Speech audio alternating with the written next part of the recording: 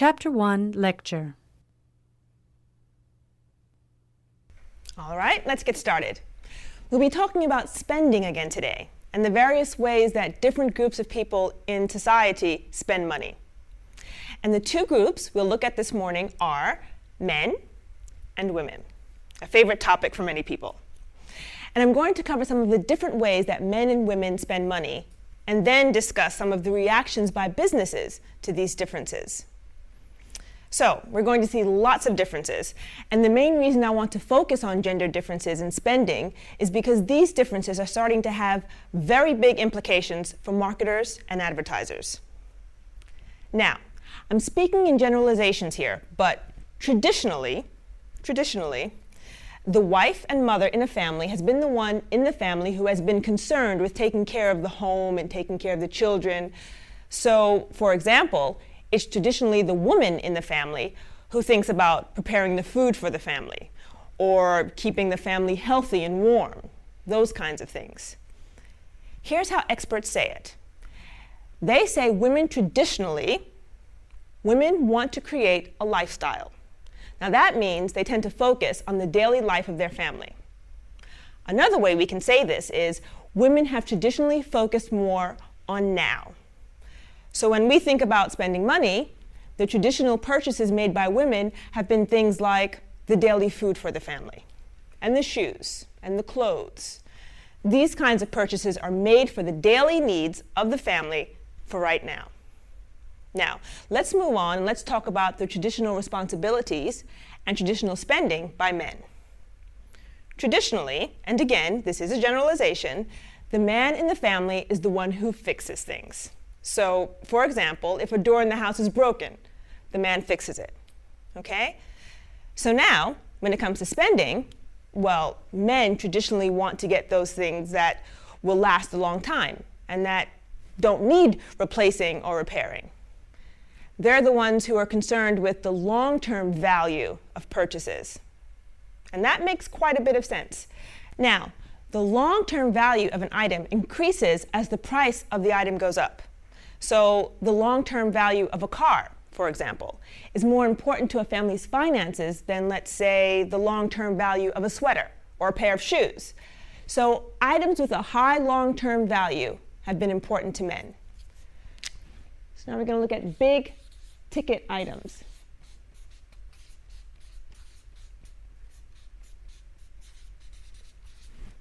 Okay? And we sometimes call these expensive items with long-term value the big ticket items. So big ticket items like cars, refrigerators, televisions, electronic equipment, they're the things that last a long time. They have a longer value, so because men usually made the decision about the big ticket items, the experts have traditionally considered men to be more focused on the future in their spending behavior. All right, so up to now, I've given you a picture of the traditional differences in the way men and women think about and spend money. So we have women now and men future. Okay? We said women think more about now and men think more about the future. Good.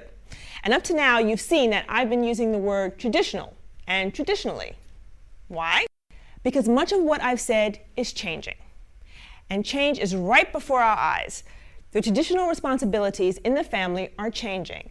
And as a result of these changes, we see many businesses that are now changing the way they market their products. Okay? Good. Now, let's take a look at some numbers. Today, 27% of all households in the United States are now headed by a single woman. Okay? That means that there's no man in the house in over a quarter of the homes in the United States. Let's think about that. That is one big change. But the other big change has come about because these days women are working outside the home. That means they're earning money on their own, right? They're making their own money. So, as a result, many of these women want to have a say in how the family money is spent. And the research shows this. 75% household purchases are made by women. What? Purchases. Okay? And 80% of the women make purchasing decisions.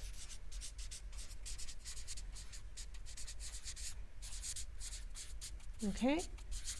So this is done by women. Now, there was a major poll done in the United States recently, and they found that women now control 75% of household finances, and they control 80% of purchasing decisions. Now, let me share some more specific research.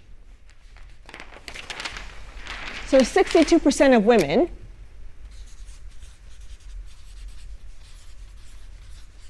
make the car purchases.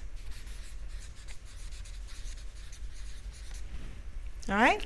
So there's some new market research that shows that women in the United States now decide 62% of car purchases.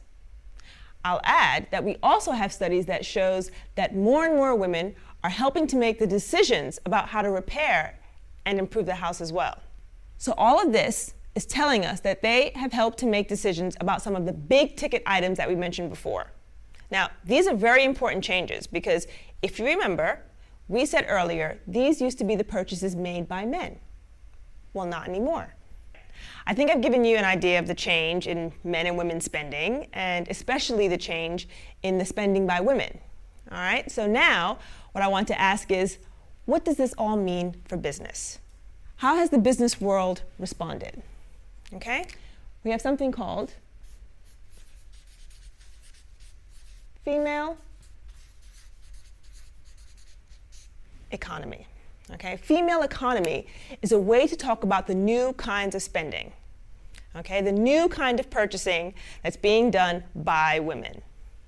And one big result of this female economy is a movement in more and more businesses to become more female friendly. Now, female friendly basically means to run a business that is more comfortable and more attractive to women. So, research shows that companies are discovering that women are making new kinds of purchases. They're buying products they didn't buy before, and companies are changing the way they market their products in order to try to appeal to their new consumers, women. All right, now I want to show you an excellent example of what I mean by female friendly.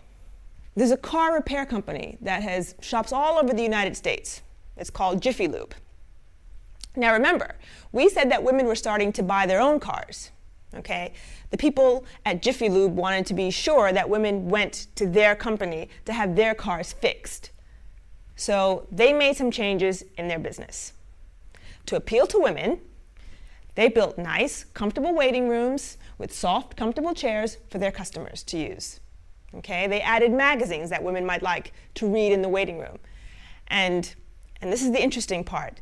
They taught their workers how to explain their car services clearly and carefully so that their new customers, women, could understand. To do all of this, they spent $8 million. Okay? And this is all to appeal to women. All right, I'm going to stop here for today. We've seen from these examples that the new female economy is something businesses are taking very seriously. And as you can imagine, there's a lot of money for businesses to make in this market. Now, next time, I'll give you a few more case studies of female-friendly businesses.